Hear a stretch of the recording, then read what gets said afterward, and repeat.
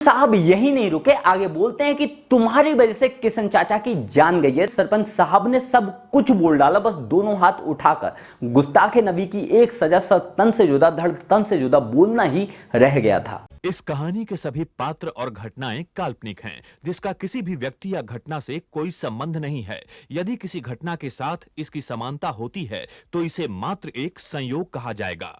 सभी दोस्तों को मेरा नमस्कार। आप सभी ने अमेज़न प्राइम की पंचायत सीरीज तो जरूर देखी होगी। अगर पंचायत सीरीज आपने देखी है तो फुलेरा गांव आपको जरूर याद होगा। उसी फुलेरा के पड़ोस में हमारा गांव भी है जिसका नाम है लुटेरा। दरअसल कुछ साल पहले हमारे गांव में कुछ लुटेरे आए थे जिनके वंशज अब बढ़ते ही जा रहे हैं, जिनके नाम पर हमारे गाँव का नाम लुटेरा पड़ गया।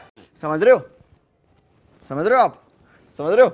जैसे फुलेरा गांव की राजनीति लगातार चलती ही रहती है, वैसे ही हमारे गांव लुटेरा की भी राजनीति लगातार चलती ही रहती है। दोनों गांव में अंतर बस दो है। पहला कि फुलेरा गांव में लोगों को परेशान करने के लिए और गंदी राजनीति करने के लिए बनराकस है, तो हमारे गांव में अब्दुल। और दूसरा, हमारे गांव में प्रधान जी के साथ साथ सरपंच भी हैं और हमारे गांव में प्रधान जी से ज्यादा सरपंच की चलती है। और ये वीडियो, ये कहानी टोटली उन्हीं के बारे में है। चलो। अब हुआ दरअसल ये कि पिछले साल अब्दुल गैंग के साजिद और हमारी पड़ोसन नम्रता दी के बीच में बहसबाजी हो गई। पहले दोनों ने एक दूसरे को बुरा भला बोला, उसके बाद दोनों ने एक दूसरे के घर वालों को बुरा भला बोला, उसके बाद एक दूसरे के रिश्तेदारों को ही बीच में घसीट लाए, जमकर गाली गलौज हुई। लेकिन दोनों तरफ से, एक नहीं दोनों ने एक दूसरे को जमकर गालियां दी। अब्दुल गैंग ने खुद भी बराबर बोला था, बराबर बदतमीजी की थी, लेकिन वो लोग ये बात भूल गए। लेकिन अमृता दी की बोली बातें उन्हें हजम नहीं हुई और वो बातें उन्हें जीने नहीं दे रही थी। उसके एक महीने के बाद साजिद के मामू का बेटा उनसे बदला लेने के लिए आया। नम्रता दी का घर उसे मिला नहीं तो उनके पड़ोसी के घर में घुस गया और किशन चाचा का गला काट कर भाग गया। अब भाई दिन दहाड़े किसी का गला कटा तो लोगों का खून खौल गया, पूरे गांव ने बवाल काटा तो अब्दुल गैंग सहम गया। सरपंच साहब भी बीच में आ गए, जबकि उनको बुलाया ही नहीं गया था।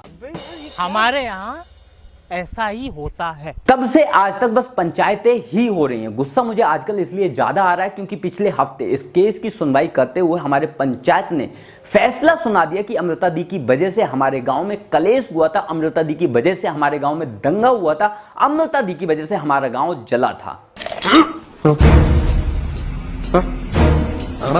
अरे मैं बोलता हूं कि यार सरपंच साहब अंधे हो क्या? पूरे गांव में किसी से भी पूछ लो कि शुरुआत किसने की थी। और ये क्या बात हुई कि तुम्हारी वजह से ये गांव जल रहा है? पहली बार जला है क्या?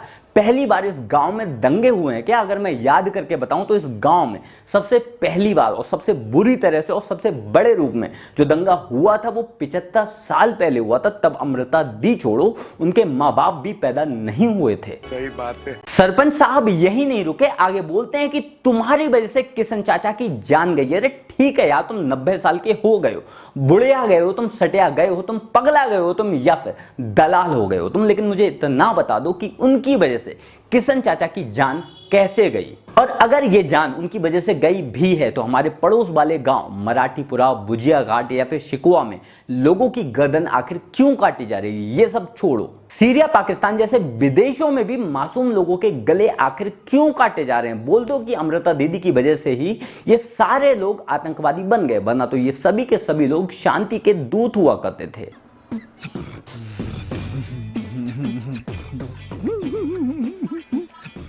देखो, भड़का हुआ मैं इसलिए ज्यादा हूं क्योंकि सरपंच साहब ने सब कुछ बोल डाला, बस दोनों हाथ उठाकर। गुस्ताखे नबी की एक सजा तन से जुदा, धड़ तन से जुदा बोलना ही रह गया था। कैसे भरोसा कर ले हम अपने सरपंच पर? कैसे भरोसा कर ले कि ये निष्पक्ष है? कैसे भरोसा कर ले हम कि हमारे गांव का भविष्य उज्जवल है? कल किसी और का गला कटेगा और हमारा सरपंच किसी और के मत्थे इसका दोष मढ़ देगा। देखो यार, क्रिमिनल तो क्राइम करेगा ही, तुम सतर्क क्यों नहीं रहते हैं? अब तुम लोग अपनी बॉडी लेके बाहर घूमोगे तो क्रिमिनल तो काट ही देगा ना, वो तो बेचारा अपना काम कर रहा है। तुम क्यों घूम रहे हो गला लेके?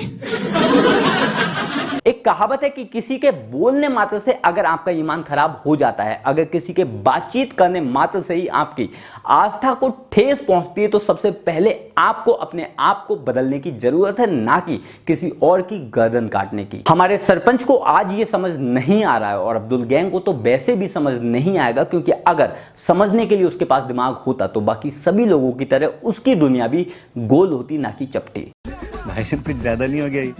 मतलब कुछ भी। खैर, आज के लिए बस इतना ही। आपके हिसाब से हमारे गांव में शांति बहाल करने का तरीका क्या है, कमेंट कर जरूर बताएं। मेरे साथ जुड़ने के लिए, मुझसे बात करने के लिए आइए इंस्टाग्राम पर, फेसबुक पर या फिर ट्विटर पर। लिंक मैंने नीचे डिस्क्रिप्शन बॉक्स में दे रखा है। जल्द मिलते हैं किसी नए वीडियो में नए टॉपिक के साथ। तब तक के लिए गुड बाय, नमस्कार, जय हिंद।